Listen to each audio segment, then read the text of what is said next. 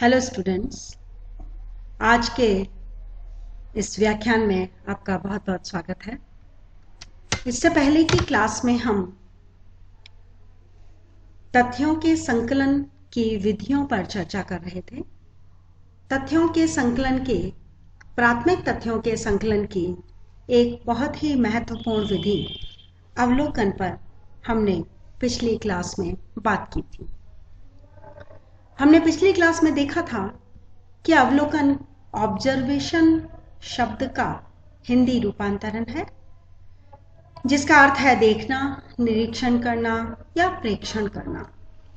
स्पष्ट रूप से सीए मोजर ने कहा था, अपनी परिभाषा में स्पष्ट किया है कि ठोस अर्थों में अवलोकन में कानों तथा वाणी की अपेक्षा नेत्रों के प्रयोग की स्वतंत्रता है। यानी कि यदि हम साधारण भाषा में, सामान्य भाषा में बात करें तो अवलोकन तथ्य संकलन की एक ऐसी विधि है जिसमें नेत्रों के प्रयोग की स्वतंत्रता है। सुनी हुई बात या कही हुई बात की बजाय स्वयं देखना महत्वपूर्ण होता है। इसी के साथ पीवी यंग की परिभाषा फिर से यह स्पष्ट करती है कि अवलोकन जो अपने आप घटित हो रही हैं घटनाएं, जो स्वतः विकसित हो रही हैं घटनाएं, उनको उनके घटित होते समय नेत्रों के द्वारा व्यवस्थित और जानबूझकर किया गया अध्ययन है। यानी अचानक से जो सामने आ गया है उसको अगर देखा नहीं गया है, व्यवस्थित तरीके से जानबूझकर नहीं देखा गया है, तो उसे हम अवलोकन नहीं कहेंगे, उसे मात्र देखना कहेंगे, क्योंकि उसके सामने कोई उद्देश्य नहीं है देखने के लिए, ना ही वो व्यवस्थित है देखने के लिए। तो इस तरह से अवलोकन की परिभाषाएं स्पष्ट होती हैं। इसके पश्चात हमने देखा था कि अवलोकन की विशेषताएं क्या हैं।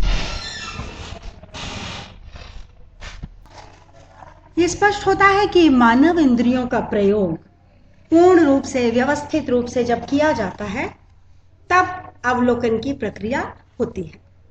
इसमें संकलन हेतु नेत्रों से घटनाओं का निरीक्षण किया जाता है और उन्हें फिर नोट कर लिया जाता है। दूसरी विशेषता हमने देखी थी प्राथमिक सामग्री का संकलन, यानी कि अवलोकनकर्ता जब स्वयं घटना स्थल पर इकट्ठे उपस्थित होता है और वह स्वयं ही प्राथमिक स्तर पर जानकारी को इकट्ठा करता है, सूचना को इकट्ठा करता है और वो अधिक विश्वसनीय होती है। तीसरी विशेषता के ऊपर हम अगर देखें, ध्यान दें, तो वह सूक्ष्म अध्ययन है। सूक्ष्म क्यों है? क्योंकि अध्ययनकर्ता स्वयं घटना स्थल पर उपस्थित हो रहा है, वो स्वयं गहन अध्ययन कर रहा है और सूक्ष्म अध्ययन कर रहा है, तरीके से अध्ययन कर रहा है और उन्हीं तथ्यों का संकलन कर रहा है जिन तथ्यों से उसका संबंध है, उसके शोध का संबंध है, उसके अध्ययन का संबंध है। इसी तरह सामान्य अवलोकन और वैज्ञानिक अवलोकन में मूल अंतर यह है कि सामान्य अवलोकन में व्यक्ति केवल घटनाओं को देखता है, या देखने में, निरीक्षण में व्यक्ति केवल उसको देखता है, जबकि वैज्ञानिक अवलोकन में व्यक्ति उसके कारण और परिणामों की खोज करता है, जिनके आधार पर वो सिद्धांत निर्माण की तरफ बढ़ता है और फिर वास्तविकता का पता लगाता है। तो इस प्रकार से अनुसंधान के अंतर्गत जब जानकारी इकट्ठी की जाती है, जब प्राथमिक तथ्यों का संकलन किया जाता है, तो ये देखा जाता है कि कार्य और कारण का संबंध देखा जा रहा है, पता लगाया जा रहा है। इसी के साथ हमने एक और विशेषता पर चर्चा की थी कि अवलोकन एक प्रयोगात्मक और अनुभवाश्रित अध्ययन पद्धति है, जिसके द्वारा सामूहिक और विशेष दोनों ही व्यवहारों का अध्ययन किया जा सकता है। तो अवलोकन द्वारा किया गया अध्ययन काल्पनिक नहीं है, बल्कि व्यावहारिक है, अनुभव आश्रित है, व्यक्ति के द्वारा एम्पिरिकल स्टडी की गई है, प्रैक्टिकल स्टडी की गई है, तभी वह उस पर निष्कर्ष पर पहुंचा है और तथ्यों का संकलन कर सकता है।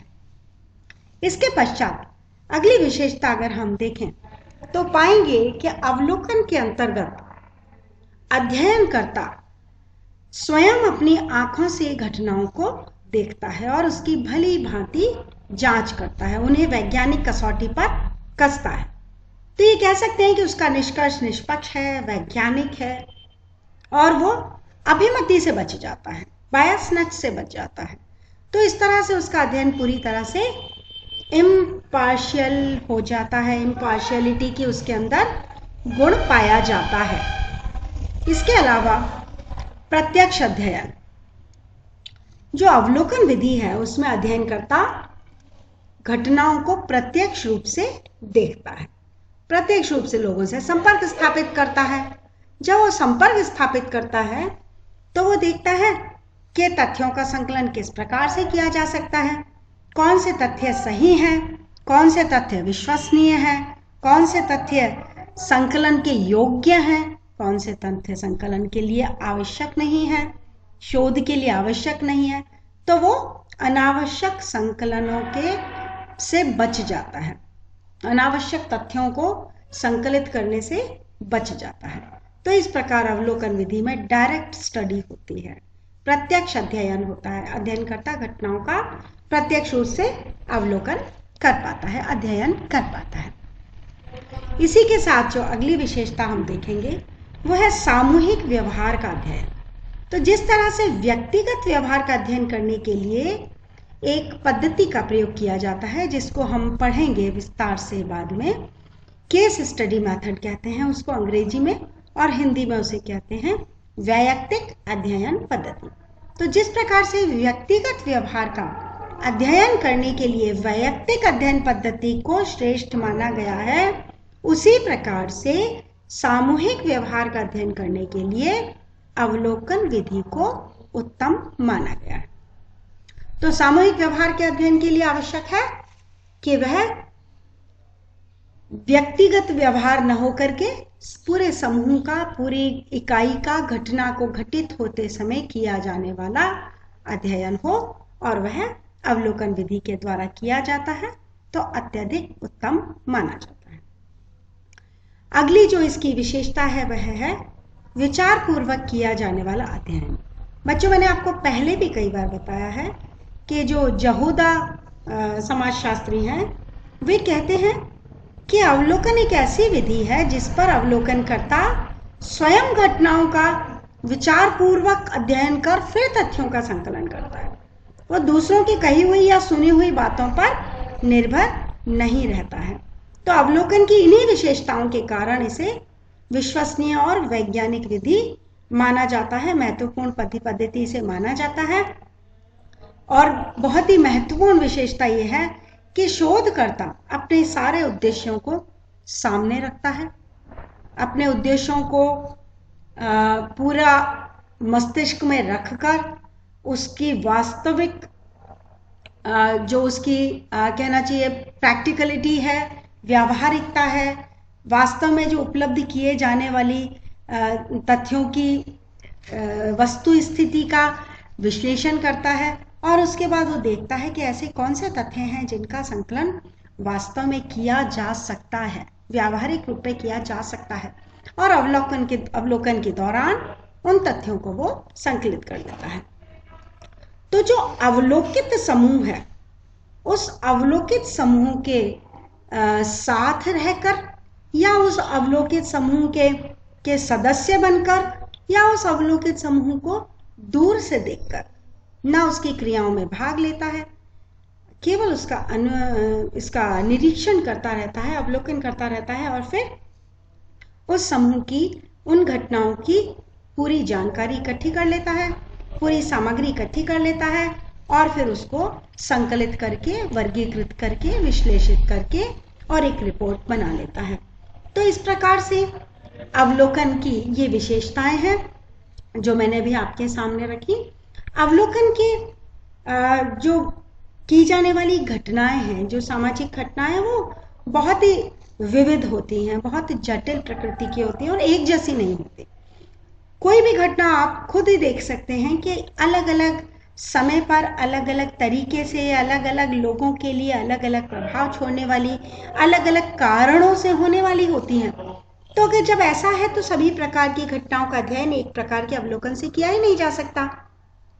तो कभी तो एक अकेला अध्ययनकर्ता पूरी घटना का अवलोकन कर लेता है, और कभी अध्ययन के लिए कभी एक दल की आवश्यकता होती है, कभी वो स्वयं पर नियंत्रण रखता है, और कभी वो जो समूह है जिस पर अध्ययन किया जा रहा है उस समूह पर नियंत्रण रखता है। कभी वो दूर बैठ के अध्ययन करता है, कभी वो शामिल होकर अध्ययन करता है। तो इस प्रकार अवलोकन के कई प्रकार विकसित हो गए और इन कारणों की वजह से जो प्रकार विकसित हुए उनको भी हम कई श्रेणियों में बांट करके पढ़ेंगे। तो मूलतः अवलोकन के बारे में मैंने आपको इस लेक्चर में जानकारी दे दी है। अवलोकन क्या है, अवलोकन की अवधारणा क्या है, अवलोकन की परिभाषा, अवलोकन की विशेषताएं मैं आपको बता चुकी हूँ। तो इसी के साथ यहाँ पर ये टॉपिक आपका खत्म होता है। मैं इसके बाद आपको अवलोकन के प्रकारों पर लेक्चर दूंगी। आप अभी तक जो मैंने पढ़ाया है उसको पूरा ध्यान से पढ़ें और इस पर आधारित जो प्रश्न है उसको हल करें, अपनी तैयारी करें। यदि आपको इसमें से कुछ भी समझ नहीं आया है तो आप उस पर मुझसे चर्चा कर सकते हैं, मुझे इसको सूचित करके मुझसे इसके बारे में और स्पष्टीकरण ले सकते हैं।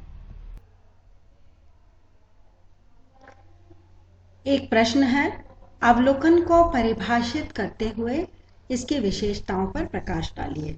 मैंने जो अभी आपको अवलोकन के बारे में बताया है उसकी परिभाषा दीजिए और उसकी विशेषताएं लिखकर उनको अपनी भाषा में जो मैंने समझाया है उसके अनुसार उस पर प्रकाश डालिए, उसको विस्तार से लिखिए। यह एक 10 नंबर का प्रश्न आता है जिसकी तैयारी आपको करनी है, महत्वपूर्ण प्रश्न है। आज के लिए बस इतना ही। धन्यवाद।